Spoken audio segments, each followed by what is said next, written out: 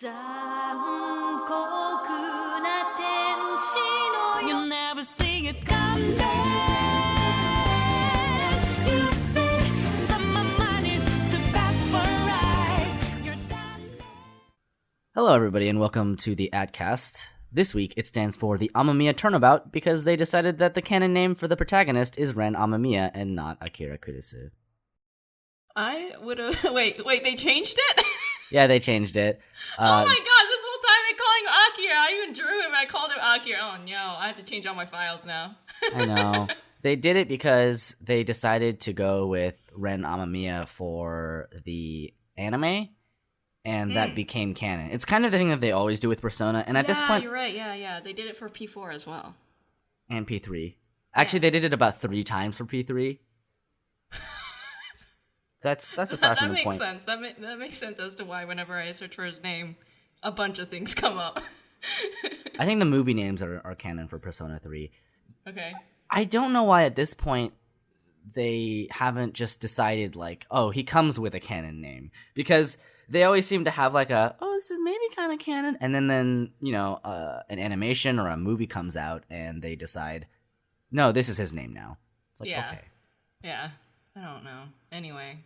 Yeah. I mean, I like Akira Kurisu. I also actually like Ren Amamiya because I think, and apparently this is, you know, secondary knowledge because obviously I can't read the kanji, but apparently the kanji have to do with, like, the Buddhist rituals of cleansing and purity, so I guess that makes sense.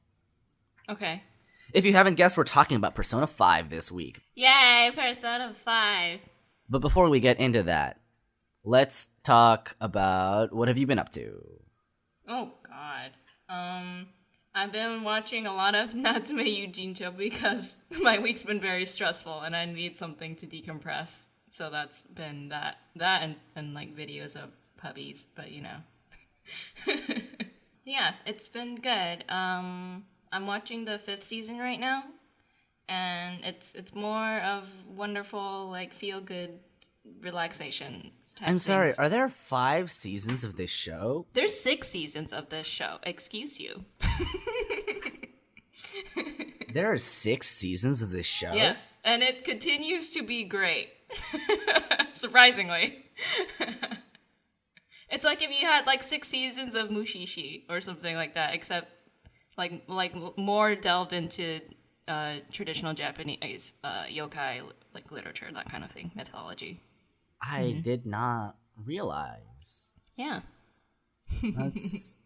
There's a lot more of it than I thought there would be. That's interesting. You're welcome. Go watch it. What about your week? I have been sort of in a haze. I have no idea what the hell I've been doing for the last week. Actually, I know what I've been doing. I've been playing a lot of Overwatch. Are you less sick now? Am I less sick? Yes. I'm like marginally less sick. I think I still have the like holdover from the cold because I was like kind of snotty this morning. But I think for the most part, I'm okay. You sound less sick in terms of your voice, so. Well, that's good because I promised that this week would come with a digital disinfectant wipe so that our viewers won't get cyber cooties anymore. Oh, you're so considerate, man. I'm glad you bought it to the digital cyber cooties. You know, you seemed reluctant last time. Yeah, well, I mean, if people are concerned about cyber cooties, I guess I have to comply. All right, well, let's talk briefly about Darling in the Franxx, because I feel like when we have to? Yes, because I feel like when we talked about it, we didn't, like, okay, so we mentioned it for our 2018 sort of starting season lineup, and I feel like we didn't have the whole sense of it until this episode. AKA, we only watched one episode last time for our winter 2018 synopsis, and now we've watched episode 2. And boy. There was only one episode at the time. Anyway. Yeah, exactly. I know. It's just like... I joked about it being about fuck robots, but it was really about fuck robots. Like, I didn't realize that everything about it is really just sort of that. Like, Yeah, I mean, you need only look as far as the positioning of the pilots. You know, you got your female pilot. She's like on her knees, her butt sticking out towards the male pilot, like right at his pelvis. You know, they're aligned perfectly. He's sitting back, enjoying himself. The female does all the work. Yikes! Listen, sometimes you just can't satisfy the man pilot. The man pilot, exactly. And then in the end, yes. And he just is like, no, it's not you, it's me. Yeah, but at the end of the episode, she said that he sucked. Which is, yeah, he did suck. He does suck. He did suck, and it gave me a bit of an Ava feel right there, you know, because end of Evangelion type of thing. It's like a pastiche of everything that Gainax has ever done with like an extra scoop of Pacific Rim. Yeah. Mm-hmm. It's like if they made Ava, but it wasn't as smart, and then they mixed in like Fooly Cooly. It is so Fooly Cooly, dude. Like, honestly, that's kind of the feeling that I'm getting. Like, I think that's what they're going for. I think it is. Like, they must be going for a sort of, it's a coming of age, like, it's a literal coming of age story. Okay. Oh my god, I stumbled into that one. That was really did. On purpose. Dude, the amount of innuendos in this episode was blowing my mind. Like, every line. I couldn't pay attention to the Japanese, so I wasn't sure, but I'm pretty sure it was, and I'm gonna say this, I think it was faithfully reproduced. I was trying to pay attention to the Japanese, and it was like the way that they translated it was a way that you could interpret it from what I could tell. I think it's the way that they were meant to interpret it, honestly. Like, I guess kudos to Crunchyroll's translators. They seem to be on point with this one. I mean, they're like the pilots represent like X and Y chromosomes too, right? Like the males they are have the gonna X be the and Ys, Y. Yeah. So it's all there. It's all about. I think it's just a giant, sex education anime. I mean, obviously, kids in Japan don't get enough sexual education. Yeah, so exactly. Obviously, we need some more. We need more. I think that it would be interesting if it played with the X and Y chromosome thing in kind of like a sort of non-normative way. Okay. Like, if they were like, yeah, X and Y chromosomes, but then they're like, oh, but what if it's like this? And they have like 2 dudes or like 2 ladies in a robot. And obviously, like, it's Studio Trigger, so I'm not expecting it because like, let's just say that this is a very Studio Trigger work.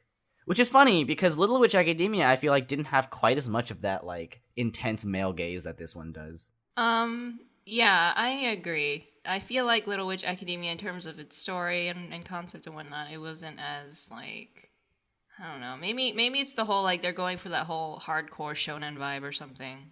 Like, everything's gotta be about sex and action and robots.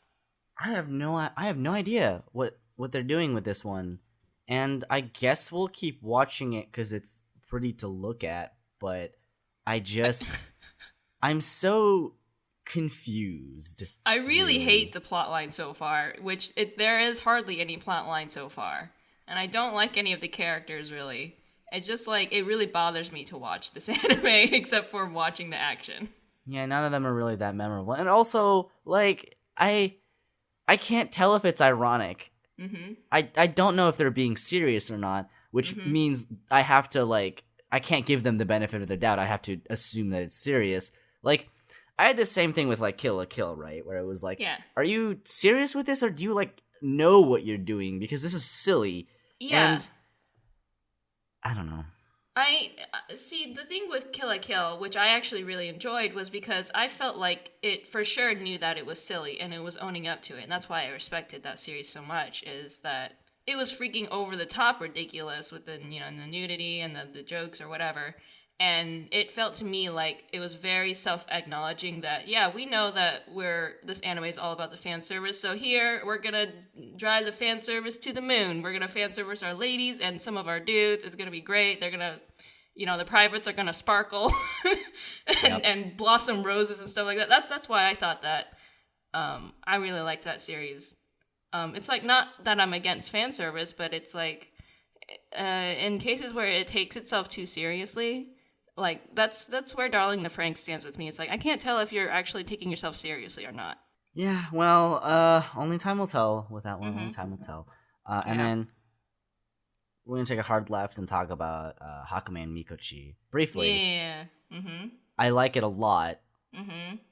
and I only wanted to bring it up because I just had the startling revelation that it's just Frog and Toad, but about lesbians, like little tiny lesbians. Because Frog and Toad itself was a children's story that was written by a man coming to terms with his own sexuality. Like it's about two gay dudes living together, except they're a frog and a toad. Oh, interesting.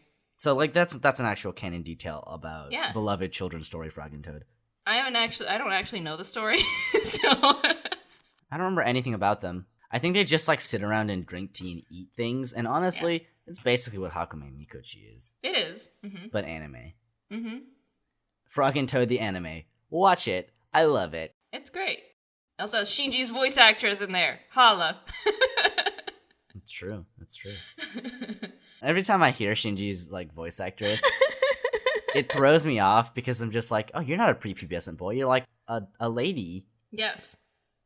It's weird to me. I mean, sometimes it's just like, oh, you're a tiny little motorbike. a little motor rad. little motor rad. Okay, well, anyway, let's talk about Persona. Persona. Yeah. Yeah, so how did you get started with Persona? Like, how did you hear about it first? I mean, Persona was kind of always, like, around, but I didn't really know what it was. I just sort of only knew about Persona mostly from the comic dub of Persona 4. The Hi, I'm Daisy. The Hi, I'm Daisy. Dub. And to this day, I'm still just absolutely shook that it's Hi, I'm Daisy and not him Daisy. Oh, there's an extra I in there, Soup. I know, but you just sort of bump over it like a speed bump. Yeah, that was how I knew about Persona 4, and because a little bit before my time, I guess, because Persona is a lot of reading and existential crises, and I was not ready for that as a 10-year-old boy. But I eventually wanted to try actually playing the games, so I got a Vita, and it turned into my Persona machine. I started with Persona 3, and then I played Persona 4, and the rest is history. I actually didn't play Persona 5. I watched somebody play all of it. Yeah, I think mobile, like going mobile for Persona was such a good move for them, because it is such a long game, and a lot of it is dungeon crawling. It's so long. And so I think that was a brilliant move for them, because it made it so much more accessible to a lot more people. Also, I'm really glad that I went from Persona 3 to Persona 4, because if I had gone the other way, I would have died. That's actually one of the reasons why I haven't personally played Persona 3, like I watched someone else play it, is because I don't want to go through that. The game mechanics, like the quality of life changes between Persona 3 and Persona 4 are so immense. And especially between Persona 3 and Persona 4 Golden. Yeah. It's just... Basically, if you want to start playing Persona games, start as early as you possibly can in the series. I kind of want to go back and play Persona 1 and 2. Same. At the same time. Yeah, at the same time, like, I feel like, ooh, I've been spoiled. I played Persona 5 recently. I can't. Yeah, there would be a certain amount of adjustment, like the opposite of a growth pain. In any case, how did you get introduced to Persona? So I have a friend who's like super into JRPGs, and so she was the one who introduced Persona to me because she was playing Persona 3. And so I watched her play some of it, and basically it was a lot of dungeon crawling through Tartarus, and I was like, this doesn't seem all that interesting. But then she got towards the end game, and I was like, whoa, what's all this happening? And then, like, plot twist stuff happens, and then you get into the technical, like, second playthrough of the game, and I was like, oh my gosh, I'm in it now. I'm in it for Aigis. Yes, oh my god, Aigis.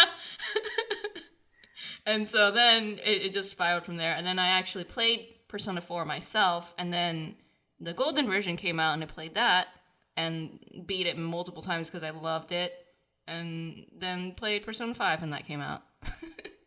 Nice. Mm-hmm. Aigis is still my favorite character. She's such a good character. I love her. I would die for her. Well, let's talk about what are your general feelings about Persona 5? Just as a whole. Freaking brilliant. like I feel like every time or every iteration that I've seen, which is 3 through 5, is that they step it up immensely each time, like with each iteration of Persona. And so Persona 5 just seems like the cusp of everything that they've done so far, like including Catherine and whatnot. Because you'll notice like the character models in Persona 5 are pretty similar to the ones in Catherine, except they're like, stylized a bit differently and more upgraded, that kind of thing. And so in terms of design and gameplay, everything, it's so ridiculously well polished. I mean, I have qualms about it, which we'll get into later in terms of like story and stuff like that, but that's just like personal bias type thing. But overall, so good. Definitely for me, the most fun RPG that I played last year, or probably in the last couple of years. How about you? Speaking as somebody who hasn't personally played it, but has someone has watched somebody play all 100 some hours of his playthrough. I really enjoyed the game. I think it's an amazing addition to the Persona lineup. Mm-hmm. I do have qualms with it, obviously. I like that we both like it's amazing, but we do our critical. But I mean, of it. I feel like that's most things, right? It's like Yes. I mean, it's great except for a little bit. And I mean, if you're not into Persona, like you might enjoy Persona 5 honestly because it's just that good. I mean, it was delayed like 2 years, but personally, like 3 years actually. But personally, like it's kind of worth it. Like for sure. The amount of polish and attention to detail that went into this game is just so spectacular. Mm-hmm. Yeah, whenever a game gets delayed that's a bigger release like this, I usually think, some kind of hiccup happened in development, but also, like, I will wait as long as I need to for a good game to come out. Yeah, I don't really care about delays. I'm just like, well, that Yeah. sucks, and then I stop thinking about it for a bit. Like, it sucks as a developer when you keep having this overwhelming pressure to get something done. Like I worked in my full-time job as an animator, and that kind of pressure alone is enough to like send me spiraling into like a dark place. And so I can't imagine having a giant fan base like Persona does, or like all the games by Atlas to produce something and have it delayed. It's just insane. Like like freaking Last Guardian got delayed like I don't know, like 5-10 years or so. But I patiently waited through all of that. I was just like, I would just wait, but I can't wait, but I also will wait. Yeah. I feel like that's a pretty good segue into talking about the gameplay and polish and what the game looks like. Yeah. I wanted to start by talking about menu screens. Talk about the sexiest menu screens ever. Holy shit. So when the first trailers for Persona 5 came out, I was actually really worried because it had that really stark, like, basically only 3 colors in the palette, which was red, black, and white, right? And I was just like, are they going to make the whole game like this? Like, is that going to be okay? I feel like that's really jarring, and I don't know if I'm going to be into it. And then the game came out. I was like, I need more menu screens like this. I need every game to look like this. Well, not every game, but like a lot of it fits the style so perfectly, so thematically, so well. Yeah, I think the biggest strength of Persona, especially Persona 5, is that the menu screens are just so fantastic. Yeah. And all of every single menu is incredibly stylish. The animations that go between the menus are amazing. Yeah. Even the UI during the fighting is just astounding. Yeah. I'm shocked, actually, at how well it works. Exactly. I think it's really easy for something like this to be overwhelming and too much, but I don't think they strayed that way. And I think part of the reason is because they have a very consistent theme to it. And of course they have just the amazing polish. Oh, absolutely. I think it's like, as a graphic designer, it's so hard to strike a balance between like something like this where it needs to be really dynamic and exciting and eye-catching, but also make it freaking legible, more like usable, right? That's why UI UX designers have, like, that's their job, right? And so, like, the fact that Persona was able to achieve that so well is incredible. And like just watching like your end screen is fun, and it's just like your dude's running and like you're opening up monies or whatever. It's like showering down. I don't know. It's great.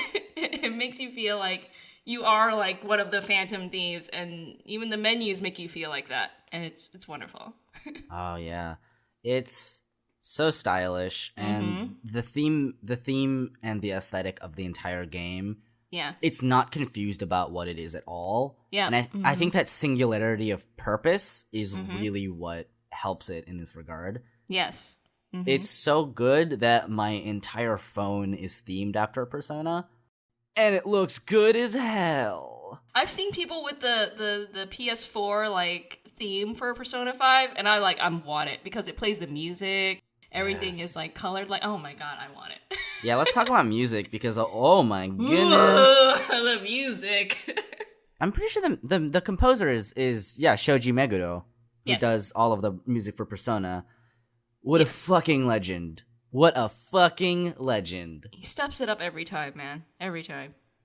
Every time I think, oh, the music couldn't possibly get better because Persona 3 was great. Persona 4 was amazing. And like, I think Shoji Meguro's biggest strength is that, one, his music is really fucking catchy. And two, he knows how to design for aesthetic outcomes.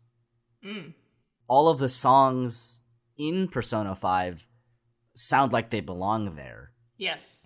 Like, I hear a Persona 5 song, and I know instantly that it's from specifically Persona 5, versus each other game. Like, each game, like, the music is so thematically on point that you never, at least to me, feel confused about which song goes where. And, like, I'll hear it and be like, oh, that's the city music, or, oh, that's the school music, like that kind of thing. Yeah, and I love that the whole affair is, like, kind of jazzy, kind of cool. Yeah. It's really hard to express how good the entire aesthetic as a whole is without just using the word stylish. It's so bombastically stylish. I think it has probably some of the best designed menus and some of the best designed music. If we're just talking about 2017, it's easily my second place pick for best music. The first obviously goes to Nier Automata. But that's a different story. That is a different story and a different bias. That doesn't count. Well, it does, and that's important. But anyway, yes, Persona 5's music is absolutely amazing. Yes. So let's talk about some of the animations and stuff, like the characters and whatnot. Yes. It's very beautiful. It's beautiful. I actually want to talk about dungeons. Okay. Because I know that the dungeon design in Persona 5, and that's, I'm using the correct word there, design. The dungeons are designed. I think all Persona games should do this from now on. I'm done with randomized dungeons. Like, it's fine that we have Upside Down Tartarus in this game. Oh, what was it called? I don't fucking know. The Metaverse. Whatever. Oh, yes. That's fine because it's alongside the main like heists. Yes. Which yes. I love that they were smart enough to go with heists, like classic heist locations for all of the dungeons. But some of them I felt like were weird, but anyway. Listen, if you're talking about the space one, it's basically just a Star Wars movie. But what does that have to do with a Phantom Thief? I mean, space, Obi-Wan, you're my only hope. Death Star plans? Like, it's literally the only one that didn't fit for me. I was like, bank, cool. Casino, cool. Castle, cool. I get it. But space. Yeah, I'm not too sure about that one. I think Haru's dad is just a fucking weirdo. Yeah. But yeah, the design dungeons, although they can get kind of repetitive, I think, especially by the end. The first handful, at least, are so on point, and they're so much more interesting than bump, bump, bump, guess I'll run through this dungeon. I don't know where it'll go. Yeah, I feel like, God, that's one of the things that I'm so scared to go back to P3 for, is because of freaking Tartarus. And that's why I love the fact that Tartarus is technically optional in P5. Like, if I ever had to do Tartarus grinding again, I would just ask to be put down. It's just not worth it. It's just not worth it. I love the game, but I'll just watch the movie. Yeah. Yeah, the designs for the dungeons are great. Like, P4 was going in a good direction with it from P3 in terms of, like, each character, like, whose, dungeon you had to explore, it was a theme on point for the character. And then this one they polished it up even more, and they made the theme even stronger and more exciting for each dungeon. And it felt good to go in and dungeon crawl for a while instead of being like, oh, well, I guess we gotta go back in because it's almost the end of the month. We gotta not lose the game. Yeah, it felt like a chore. Yeah. I mean, that's I definitely prefer design dungeons, and I hope that they continue with it going forward. At least for the main story. I think it's fine if we have a randomly generated side dungeon for grinding and business. Yeah, same. I mean, other than that, I think, it's just another Persona game. If you've played a Persona game, you know what it's like. It's just like Pokemon, except with demons. There are some quality of life changes. Although I will say, I think that by the end, like, however many features you get in the Velvet Room, it gets almost a little bit excessive. Like, there's so many of them. Oh, yeah, for sure. I didn't even use half the features in the Velvet Room. It's okay. The person I was watching didn't either. Yeah, I was just like, what is this? Why do I need this? I just want to make more fusions and complete my compendium. I don't care about the rest of the stuff. I'm happy because each iteration of Persona seems to be pretty good about iterating on the last one without straying too far from the formula.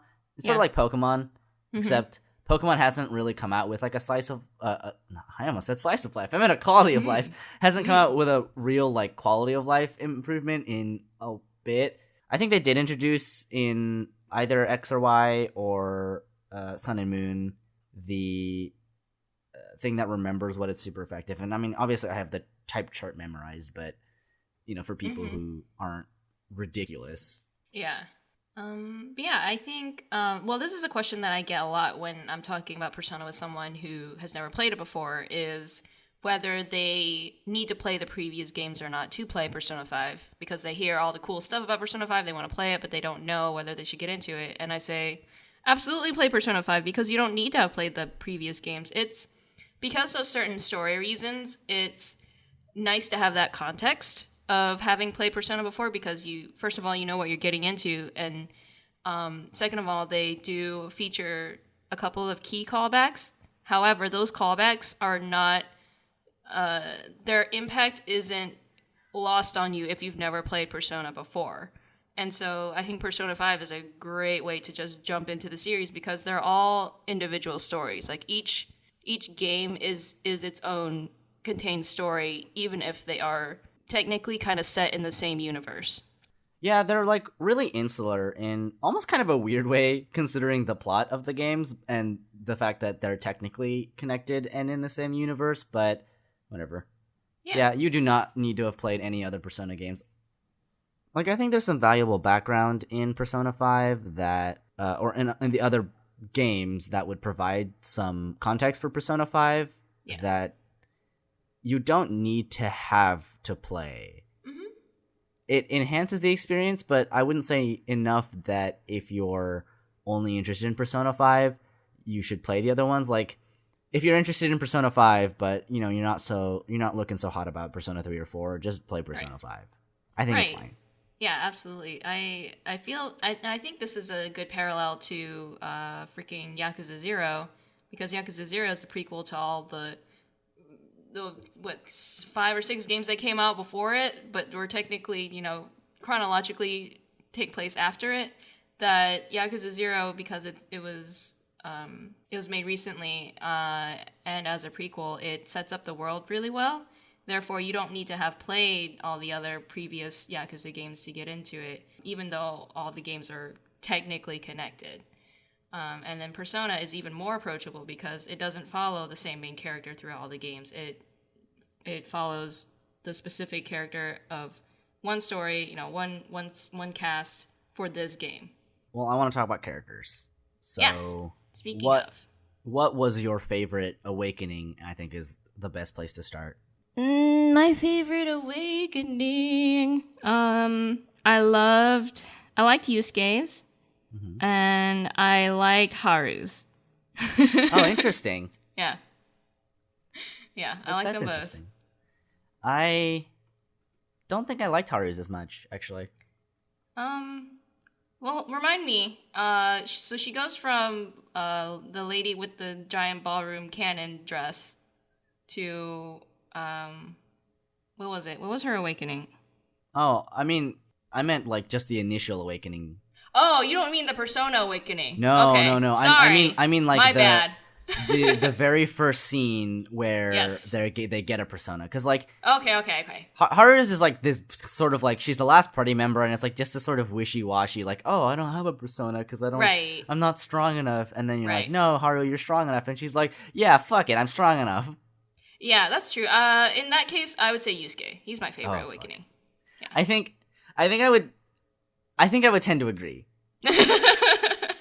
And it's a close run for me between Yusuke and Futaba.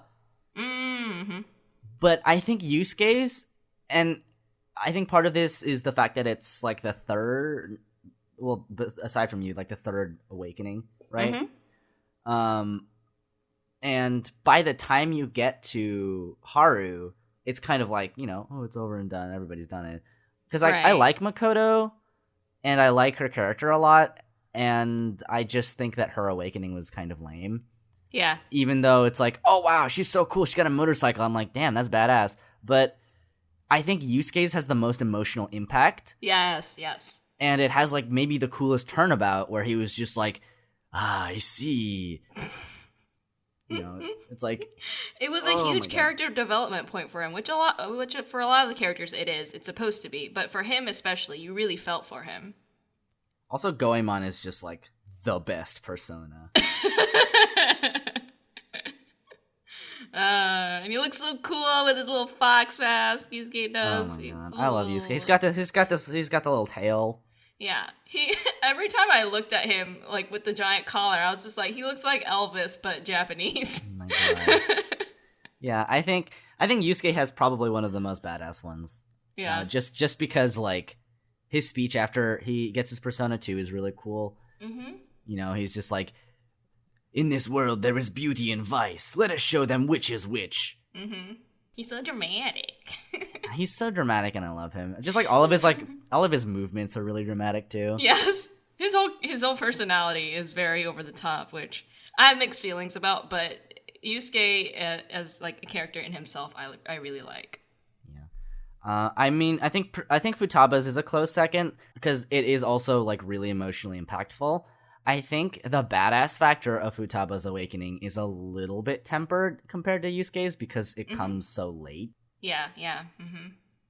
But overall, I liked it. Yeah. Mm-hmm. I think Yusuke still comes out on top as my favorite. Yeah. I do like that Ryuji is like, everybody seems to have like this like speech prepared for when they get the persona, and Ryuji's just like, he's just screamed. Yes. Like his persona is just like, yes, hoist the flag of rebellion, and Ryuji's like, he's just screaming. I like that you don't notice it because your first awakening is your character, which he doesn't talk. You don't say anything. And then it's Ryuji, right? And then later on, the other characters, they make short speeches, and then when you think back on it, it's like, all Ryuji did was scream, but we didn't say anything, so I guess we're a pair. I love it. Yeah. I think that's a good place as any to move over to who is your favorite main cast character and why is it Futaba? Shut up!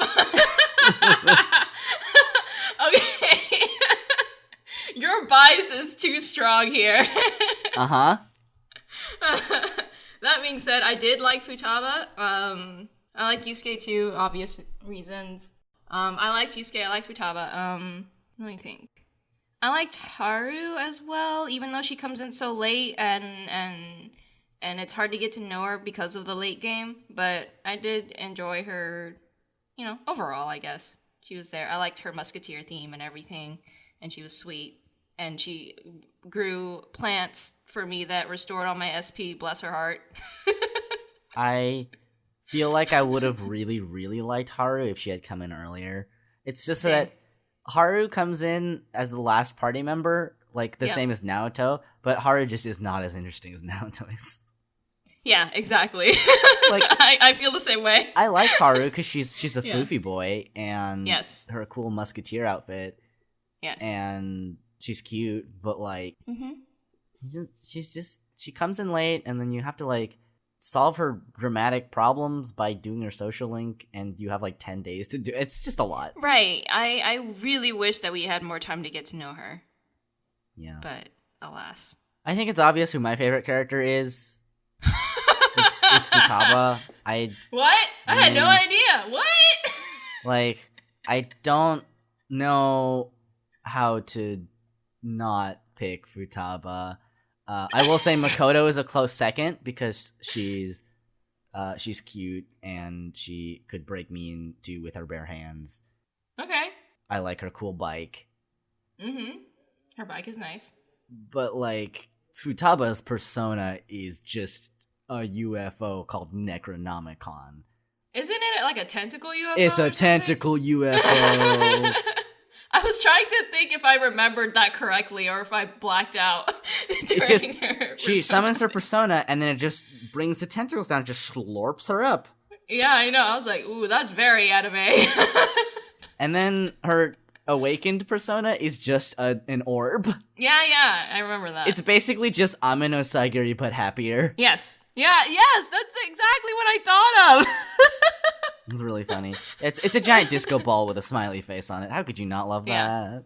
Yeah. I also from an actual, like, a waifu. Aside from that whole shtick, I just really like her character arc as somebody who is, like, she deals with social anxiety to, like, crippling social anxiety and has to come to terms with, like, depression and her mom being dead and what is essentially, like, like, not emotional abuse, but, like, just alienation. Oh, I get it. That's why her persona is a UFO. It's because she was alienated. Wow! I also just really love her relationship with Sojiro. Oh, so good. He's such a good dad. Oh. Like, he's just like, listen, I don't want to, like, pressure you. You should, like, take your time. I know it's, like, rough. I loved the dynamic between Sojiro and the main character and Futaba, because I love when, like, the grumpy old man guy is like, yeah, I guess I'll give you my approval. I mean, you could see it, at least for me, I could see it coming from the get-go, when he was acting so horrible to us, but he was also, like, our caretaker in a way, in the beginning of the game, was like, man, he really hates our guts. I bet by the end of the game we'll have a really close familial bond and I'll love him. And that's exactly what happened. Yeah, I mean, I think the character arc was obvious, but I think the way that it was handled was really nice because it was good. Very in line with his character, and I honestly didn't think we would get as deep of a character sort of dive into Sojiro as we did, but just the fact that we did was really nice. I really liked the familial bond that these three people form as a unit. I just really like Futaba. She's cute, and her aesthetic is my aesthetic, and she wears a jacket that's really cool. Did you know that I bought that jacket? I bought it, and it's gonna come to me in March, maybe. You are such a nerd. It was like $270. I can't. Because it's a replica. You spent $270? No, I'm going to spend $270. No! Yes. Oh my god. Don't ever talk to me about money again. I don't talk to you about money. I listen, do you see me going around judging how you spend your money? No. No, it's always you judging how I spend my money. Yes. Yeah, the other day I showed my mother my phone, and because my phone is Persona themed, it has the confidant theme by somebody made it. Just look it up, and Yeah, I remember. I've seen it. Yeah. and you get the choice of which confidant to choose, and I chose Futaba. So my sister was talking about her phone, and I was like, because I had a new phone, right? So I was like, "Hey, Mom, Yeah. isn't my like theme pretty?" But I said it in Korean, and she's like, she points to Futaba, and she's like, "Is that it? Is that the kind of girl you want to date?" I'm just like, Mom, I mean, like, Mom. Yes. I'm not gonna say no. I'm not gonna say no. I was talking about the phone theme though. Come on, Mom. Well, it's pretty clear. Futaba's my big favorite. She's just too much of like a dork, a socially anxious giant nerdling gremlin. Uh-huh. That's it. I will say that out of the female cast, she's the one that I enjoyed interacting with the most. She felt like, to me, the one that had the most personality. Yeah, I think they gave her a lot of spunk. So, Speaking of, who was your favorite romance option, and why is it Futaba? Oh, let me tell you something. We're about to have a fight. Okay, hang on. I need to know who you romanced, though. Okay. Who did I romance? I romanced basically all the women except for Of course Futaba. you did. I mean, except for Haru. Sorry. Of course you excuse me. I did. almost said it. Why did I Yeah, expect yeah. anything else? Yeah. But listen, we had We Scumbags the first round before we picked out who we liked the most, right? That's Oh how my you God. pick your favorite. Mm-hmm. That being said, the one romance option that made me the most uncomfortable was Futaba. Really? I mean, I Yes, think that's really. fair. I think- kind of understand where you're coming from. Yes. Because well, you get it, right? Because we established like almost like a brotherly type of relationship with her, and she's so childish, and you're kind of like her guiding hand into society, right? And so also because Soichiro has like a very like paternal bond with Futaba, and to a lesser extent you feel like a family. And so when you start romancing Futaba, it to me it felt like incest. And so I was like, ooh, this is uncomfortable. I mean, I know what you're saying, but they're not even Yeah. doing the like, like there's steps. They're not even doing that. They're just like, they don't even live in the same place. No, I get it. There's enough removal there for you to reasonably date her without it being weird. But just for me, and also the person that I was playing the game with, I was playing it with a friend, we both felt very awkward romancing her. We felt disgusting, actually. We were Jesus like, I'm sorry, Futaba, we're not like this. It's just the game. Oh my God. No, We were I mean, I know what freaking you're out. talking about, because like, Yeah. inherently there's a sort of like power imbalance in that relationship, which can make it feel really awkward. It's the reason why, as much as I love the teacher as a person, like as a person, I like her character and I like her a lot, but I can't jive with that being like the 16-year-old boy that I'm controlling. Like, that's not okay. Yeah, I agree. Like, I loved that whole, like, interaction with her, but I had different feelings about whether we should date her or not.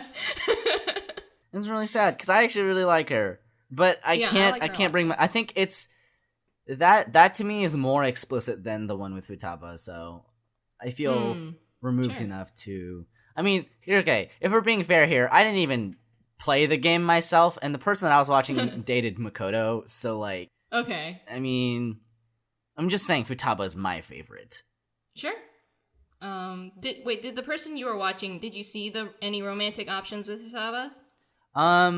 He only went for Makoto, Okay. and when the like max social link sort of romance option came up, he was like, "Ooh, I'm sorry, baby, but no."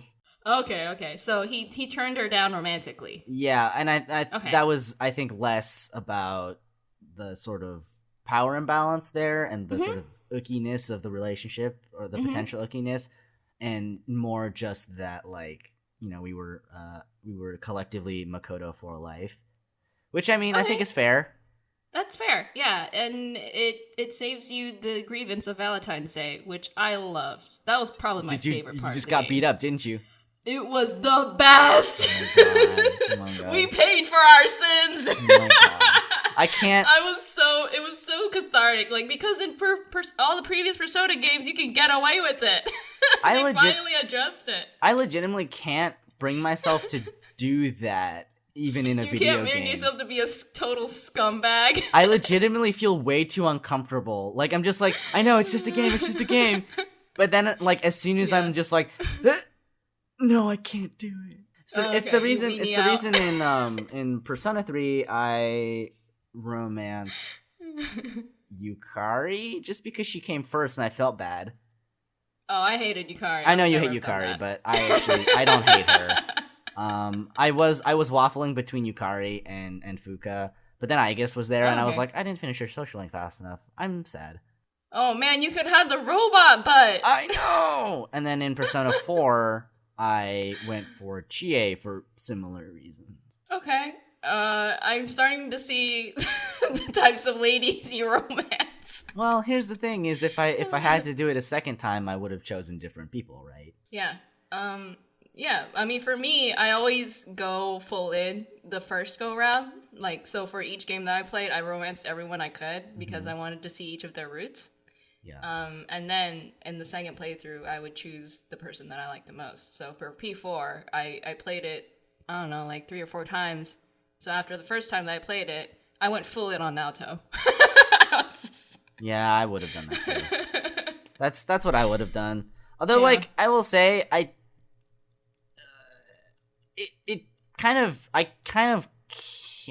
feel I have very conflicted feelings about Persona 4 in general. And part of it is the fact that in Persona 4, the best girls are like their social links can be kind of icky. And okay, here's what I mean. So Chie is great. I love Chie. I like her character arc, and I enjoyed her social link, and I ended up romancing her just because she came first. And I was like, well, I might as well. I think I used her for my final party too, is probably why. I might have romanced Rise, because I don't think I have any problems with her. Like, I like her. Mm-hmm. I tried Yukiko, but the problem with Yukiko is I like her character arc, but as a character in general, she's not fleshed out enough. And so I just didn't feel good about that, and I couldn't. Sure. And for Naoto's kind of a special case, because I just feel gross about dating somebody and then being like, hey, I know you sort of like present androgynously or masculinely, but I like you as a woman. Like, that's just fucking creepy. I have to agree with you there. That was the one part that I kind of really hated about her social link, is that it wasn't you couldn't really pursue it romantically unless you really emphasize the fact that you liked her as a woman rather than just liking her as herself. Right. And obviously, this is something I want to talk about later. Part of that is the director, and obviously the writers, but I would have liked it if I could have been like, it's okay, Naoto. It's okay if you're a boy. We can make it work. Right, and there is an option in her social link where you get to choose what you say. Like, you like her as her, like the way that she is right now, or you like her, or if you would like her to dress more feminine. And the first time I played the game in which I was trying to romance all the butts, I chose the one option where I was like, I like you as you are. And that was the one romantic flag that you get with her. Yep, that's it. That's the only one you get.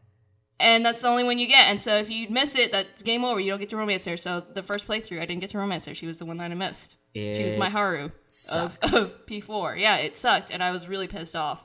And I can kind of see the mentality, devil's advocate, of because her dressing as a man was born from like her conforming to societal needs of, I need people to take me seriously, so I'm going to dress as a boy and so that people can look at me seriously and I can be a detective. So if you potentially like the fact that she's a girl and want to address that her identity as a girl, maybe that would help her be more comfortable being herself, like, and not have to put on a facade of being a boy. I think that might be the direction that they were trying to go for, but I feel like the execution was too wobbly for me. Yeah, I mean, like, that's true. Like, that is what they're going for, and you can see it.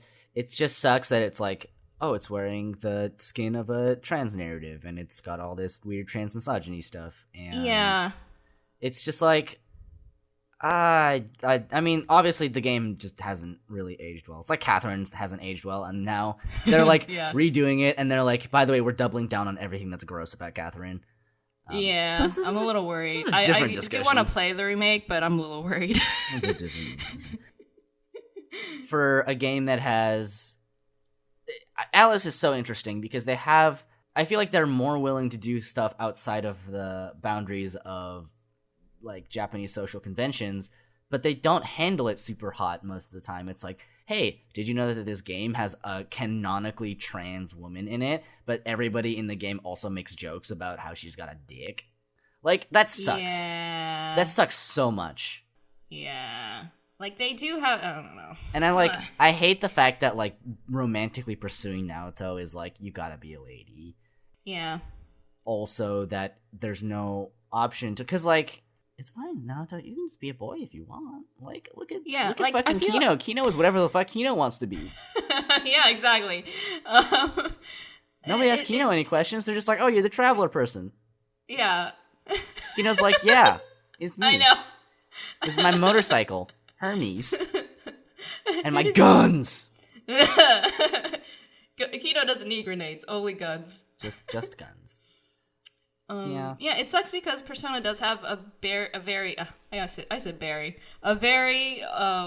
diverse cast, and I feel like they try to address each category, quote unquote, or stereotype of each, type of anime character or whatever that exists. Mm-hmm. But then the way that they treat it sometimes is very backwards. Yeah, I mean, I think, like, I'll give them kudos for trying sometimes, but, like, for a game that's about rebellion, there sure aren't any, like, queer characters in here. Like, do you know who is probably the most, like, squashed down and oppressed group in Japan, probably aside from the Ainu people? Oh, it's probably gay people. Mm-hmm. And the fact that the few gay people that they have in P5 don't get me started. Are like, yeah, the old dudes that just are like two gentlemen. Our two gentlemen. Just drag your friends off, and there's like, who knows what happens? You're just like, stop it. That's exactly. gross. Like, they treat them like child molesters, and it's like, come on. Like, those are literal children, please. Like, it's interesting because I think they do much more of a service to, like, and I'm gonna say this word even though it's not, it's falling out of favor, but I don't have a different. It's like hostess bars. Like, yeah, the idea mama-san of, like, at the bar was great. Yeah, I think her character is really good, and I think that they do, and I'm gonna use this word, okama, like Okama culture, even though, and thank God, it's falling out of favor with, like, the Japanese culture. Like, they don't really use the word anymore, but, like, I think they do that culture a lot more justice, and I think that's a hallmark of, like, a lot of Japanese media. I think they have a better idea of how that culture works. Because, like, Gintama does that, too. Mm-hmm. Yeah. Where it's like, actually, yeah, this is, like, a thing. I mean, they make jokes about how ugly they are, but, like, it's not about... it's not jokes about how, like, they're masculine. It's just that they're ugly. Yeah, I've been watching a couple of videos, like, try to answer this question of, like, homophobia and gay culture in Japan, and how traditionally, homosexual culture, like LGBTQ plus that kind of culture, wasn't really frowned upon in history, right? There's very notable historical figures who were gay.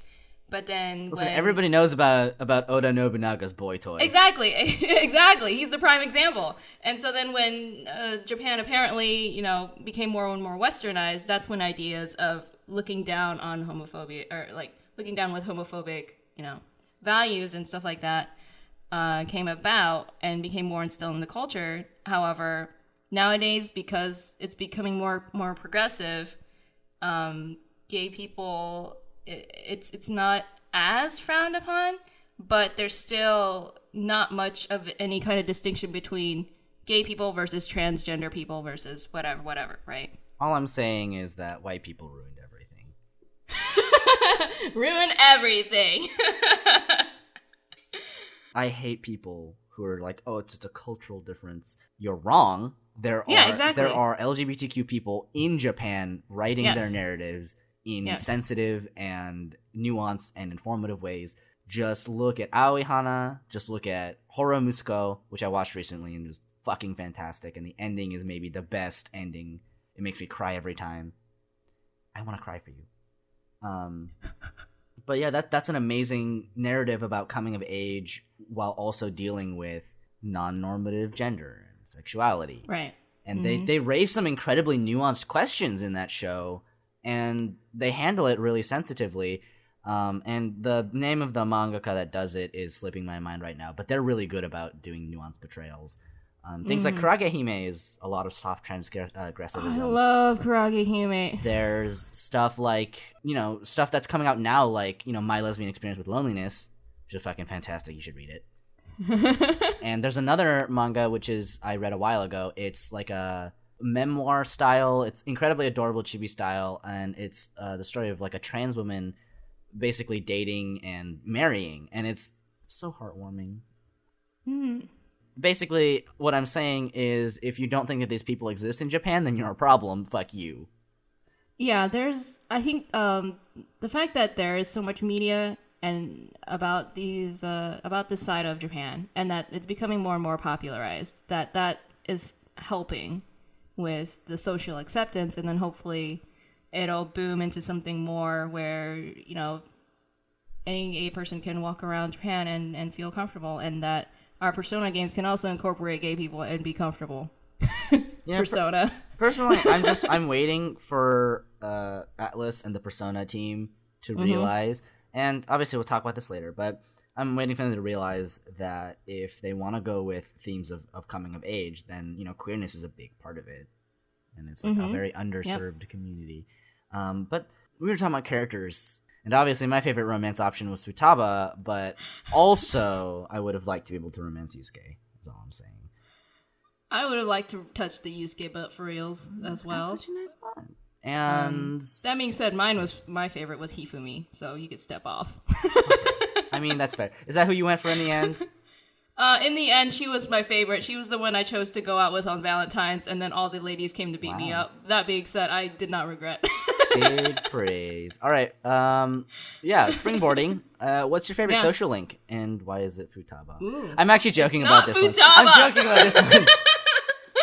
Actually, I was joking about all of them, but this one especially. Oh, no, yeah, I understand. I really like the social links with a lot of the NPC cast. Okay. Like, Hifumi, obviously, but, like, the other ones, too. So, in general, I'm really happy for Persona 5 because, missteps aside, it handles character a lot better than Persona 4 did. Persona 4, lovable cast, and part of the reason that I can't date Naoto is because I think Naoto and Kanji are adorable. I feel like a lot of people feel that way. That being said, I'm a scumbag, and I will take Naoto. Get out of here. Get out of here. Don't cook Kanji! I love Kanji, and I love Naoto. I love them together, but if he's gonna not get her, I'm gonna get her. Anyway. Yeah. The way that they developed the cast in P5 is so good. They handled character a lot better in this one, especially non-main cast characters, but even main cast characters, all of them were so much more fleshed out and so much more interesting. As much as I love Persona 4's cast and like how kind of fun and buddy-buddy it is, the Persona 5 cast feels alive. Yeah. They feel like they exist out in world, and we can meet them and interact with them and make our own social links. Well, that being said, what's your favorite social link? Ooh, I don't have a single favorite. I liked...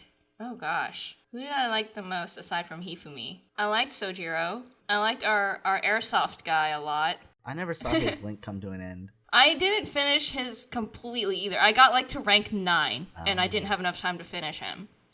I actually liked the sun guy as well, the politician. Oh, he was so good. He was a good boy. He's so good. He was a pure boy. It was Bernie Sanders' son. He was so idealistic. He had big dreams. I really like that guy as a interesting foil to the main cast, especially because he's somebody who is older, obviously, and kind of washed up, has obviously done some things wrong in his life, and he acknowledges that, and he wants to move forward, and I think that's probably, like, it's, like, one of the more compelling character arcs in the game. Yes, absolutely. I liked him a lot. I liked Mishima. Really? That's funny. I didn't. I didn't like where they went with his character, but in the beginning, I liked him. Okay, Like, I really wanted to help him out. And then he spiraled into fanboy weirdness, and then we had to beat him up. Or not, or You like, didn't rather, even have to beat not him beat up. him You just up go in and you're just like, Metaverse. you know what you Yeah, did. And he's like, exactly. oh, you're right, I know what I did. Exactly. We don't even give him the dignity of beating him up. We just let him go. We be like, you solve your own problems, and then we leave. And I didn't like that whole vibe. But I liked him in the beginning. I think that's fair. I did not care about Reporter Lady. Me neither. I liked Doctor Lady.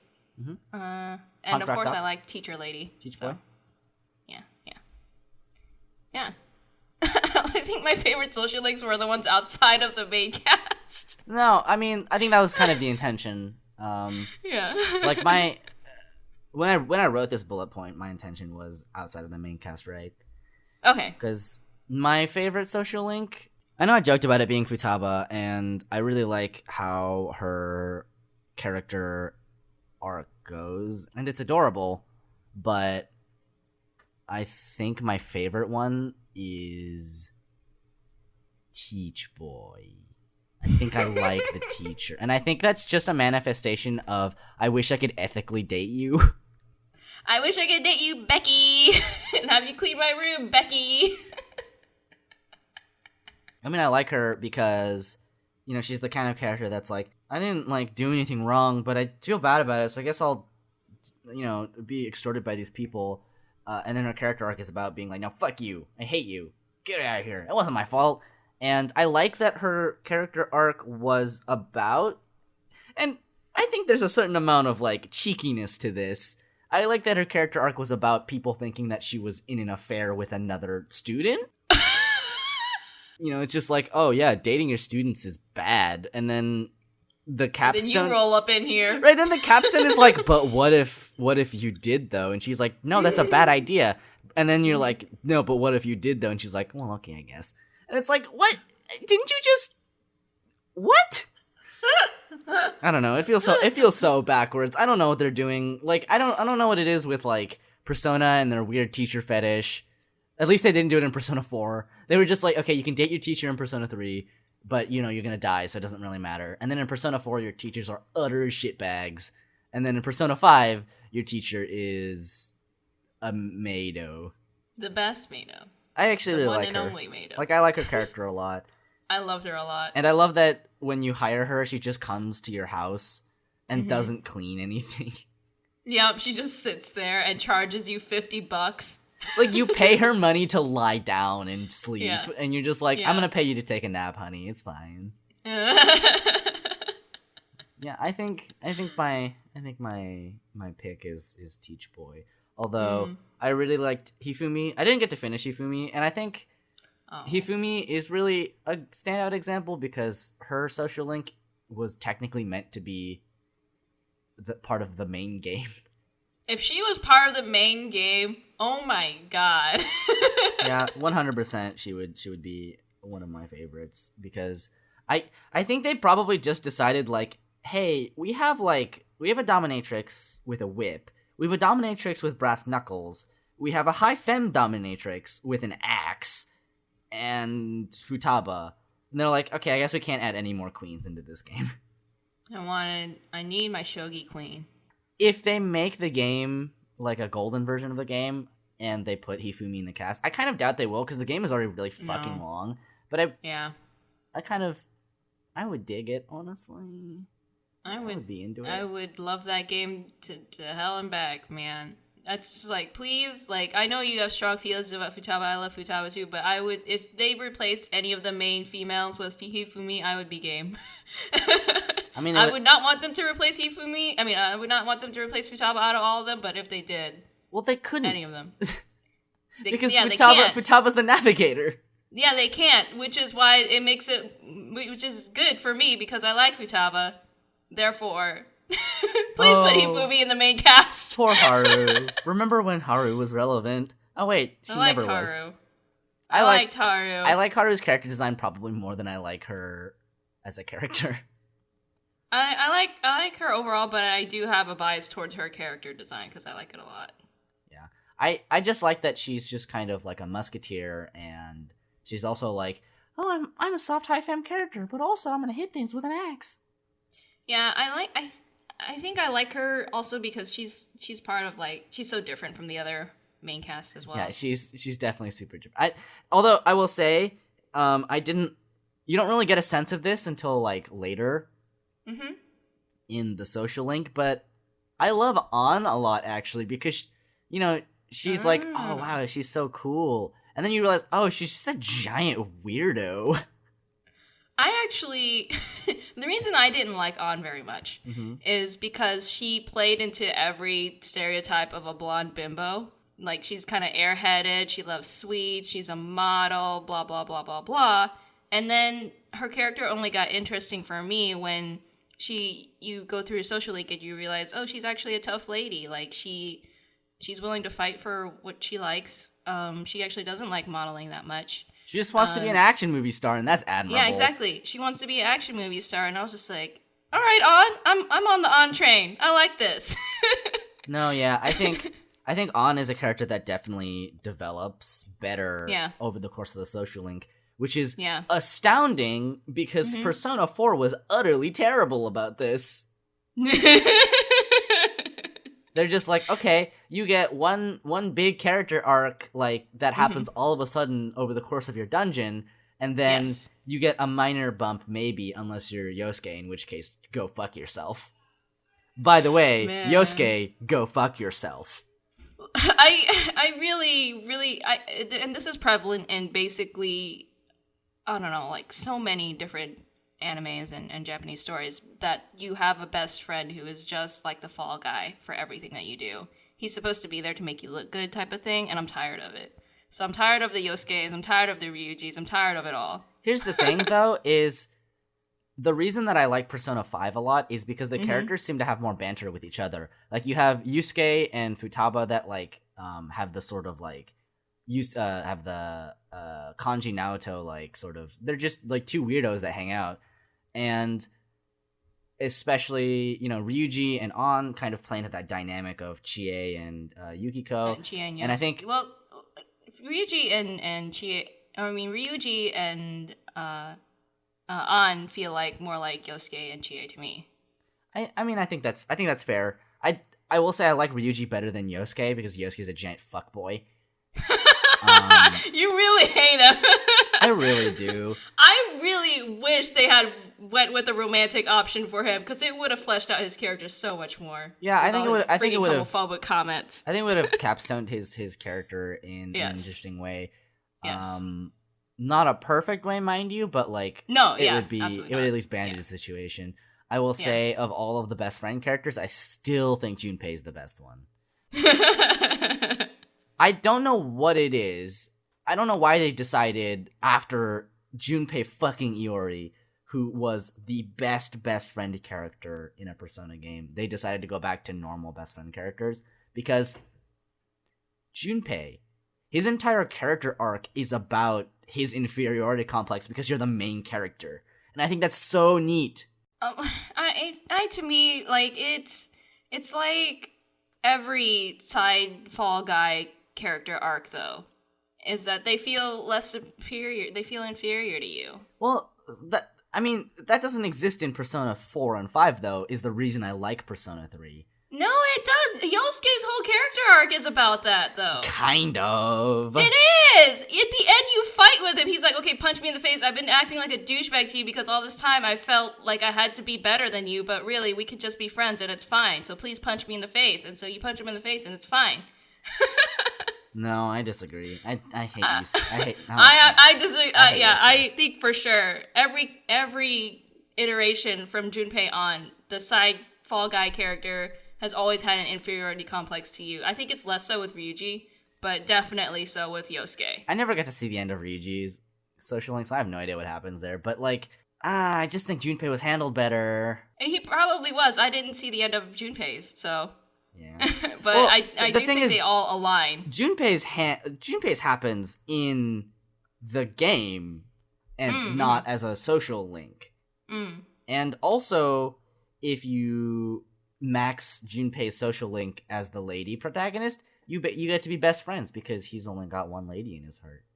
I like that part of his character, yeah. And I guarantee you, if the same were to be said of Yosuke, it would not go that way. Yosuke's a big old fuckboy. All right, who is your least favorite main and minor character? My least favorite main and minor character. So like main cast-ish and then minor-ish. Least favorite. Ooh. My least favorite ones. Out of the male main cast, I didn't like Ryuji that much. He was pretty forgettable. I mean, I don't know what gender you would classify Morgana as, but I didn't like Morgana very much either. No, me neither. Morgana was just Teddy 2.0. Yeah, for me, the more forgettable a character is, the less that I like them, because, I mean, I have no feelings for them kind of thing, right? For the female cast, you might have to throw down with me on this one, but I didn't really like Makoto that much. You didn't like Makoto? No, I didn't like her. Oh my goodness! I'm sorry. I know No. I just trashed on your waifu a bit, but I love her. I know I wanted to like her a lot too, because I love her design so much, and I love the fact that she could kick my butt and twist me into a pretzel. But Okay, I'm glad that this is said, coming out because it just shows that we have quite similar tastes. Her aesthetic, I'm on it. It's game. But as a character, she just felt like your typical Seito Kaicho character. Your student council president. She's whatever. Like, even her aspirations to become a police officer was so predictable to me, and it made her, to me, feel like a flat character. The interesting part of her character was, for me, her dynamic with her sister. And I wish that we had been able to explore that more, because her sister was kind of abusive towards her. Yeah, for sure. In the main plot, but you never talk about it during your social link very much, like, at all. I liked Makoto's social link to an extent. Like, I liked that she was trying to look out for her friend, whatnot, with host club boyfriend or whatever. That was my favorite part. I just like that she's just like, hey, your boyfriend's a douchebag. Let's throw down. I'm like, Makoto, please. Yeah, I liked how the lengths she was willing to go for her friend. But her personality overall just didn't appeal to me, which that might be my bias or whatever, but yeah. How could you say that, Renu? I'm sorry, I know, I feel your heart breaking. How could you say that in my home? In my your own home? Whatever. How could you say that Makoto is your least favorite character when Akechi fucking Goro exists? No. I said female main cast. Okay. All right. No, that's fair. You did say that. That being said, Akechi freaking Goro. So is that your least favorite main character, Akechi Goro? Oh God, yeah. Because the other ones, right? The ones where I said that were indifferent, therefore I didn't I was indifferent towards them, therefore I didn't like them. For Akechi, it's like I actively dislike him. I hate him so much. And it's not even, I feel like it was a combination of poor writing plus his actual character. They just did such a bad job overall. I think I'm more angry at the writers of Akechi Goro rather than Akechi Goro himself. I think that's fair. The thing is, I don't want to dunk on people that do like Akechi, because I can see why he conceptually might be likable, or why you might like him as a character. I think as a character, he's done badly. Conceptually, I can see why you might like him. Mm-hmm. And I'm sure that anybody who likes Akechi has not heard the end of how much Akechi's a bad character and a bad dude. Yeah. So, like, my sympathy in that regard. Oh, yeah, for sure. Like, I feel for them. And I think for him, at least for me, it would have been a lot better. Like, it's the same thing with Haru, where if he had been brought in earlier and that whole dynamic had been more fleshed out sooner, then I would have felt more attached to him and not from day one suspected him of being, what he is, which is the bad guy. I don't think that was possible. I don't think that was possible. I just think you don't think it was possible? I think his personality, at least the way that it was written and conceptualized, is just inhospitable to subtlety. Oh, okay. But, that's a fair assessment. Those are my thoughts on Akechi. And if you can't tell, he's my least favorite quote-unquote main character. If we go for least favorite minor character, I really didn't enjoy Mishima. I think Mishima is, vaguely believable in his character arc. Like, I think it's pretty easy to see how he went that way, but he reads to me too much like a school shooter. Yeah, that's true. Like, he's too much of, like, I mean, obviously, like, okay, he was bullied. That sucks. Like, that sucks a lot. Like, he was, Kamoshida's punching bag, and no one should have to suffer that kind of abuse. But at the same time, don't be a giant fuckboy about it. Yeah, I think that's why I had only liked him in the beginning, because he was the abusive case, like the other, like the female volleyball players and whatnot. Like, it's like, I want to help this guy. His portrait is always with him with bandages and bruises on his face. I want to help this poor kid. And then when it developed that, the school shooter type of analogy, like, as unpleasant as it feels like, I feel like it could have gone that route for his character. Yeah. Yeah. Other than that, I think News Lady also just wasn't that interesting. Like, do you know, like, the hostess at the bar that she goes to was the most interesting part of that social link. Seriously, though. Pretty like, it felt weird because you could actively date her. Like, I know, the right? news It's lady. like, why though? As opposed to the other female adult ladies, you could actively date News Lady. It's like, you can actively date her because why not? I guess it's Chie and Yukiko's daughter with Yukiko's voice actress. Oh. They basically made Chieko canon. They're just like, look, it's Chie and Yukiko fused into a person. Anyway, I didn't enjoy her. No, me neither. She was either my least favorite or Mishima. It was unfortunate because Mishima's actual social link abilities are really good, whereas News Lady has basically a useless superpower. Yeah, exactly. So it made me even less motivated to max her out. That being said, I somehow ended up maxing her out. Why? I don't know. Like, I guess because during the nights when I didn't have anything to do, I was able to max her out. Oh, I didn't like Fortune Teller Lady either. Yeah. I mean, I liked Fortune Teller Lady marginally better than Newspaper Lady, so... Yeah, I liked her a little bit better, but I didn't like that she ripped me off and took all my money. She gives it back to you. Yeah, but I didn't get to that part. Oh. I didn't have enough time. Oh, that's sad. So I just ended up without my money. I liked Gamer Boy a bit too. He was fine. I liked him too. Mostly just because he was like a shitty little gremlin child who was just like, get smoked. I love his hat. Yeah. And then he becomes like your little brother, and it's fine. It's fine. I love... And his abilities were great. I loved his abilities, too. Yeah, his abilities were awesome, too. I think they were probably some of the strongest in the game. Like, Hifumi and... what's his bucket? The little child. Like, I think they had the best abilities. Yes. I don't know if I like him better than the other tower personas, social links, but... Maybe marginally. I like tower characters in general, just because I kind of like the character arc of, like, the fall. Yeah, like Naoki in P4. He was an interesting character. I never finished him. No, he wasn't Tower. He was Hanged Man, I think. Was Naoki the kid you tutor? He was the little brother of what's her name who dies. No, I think he's like Death or something. Something more big. No, he's not Death. The old lady was Death. No, you're right. He's Hangman, I think. Okay. Yeah. No, the tower was the boy that you tutor.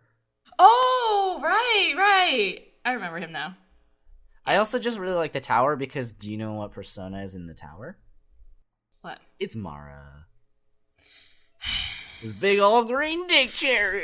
The person I watched play Persona 5, there was a donation a donation train in their stream.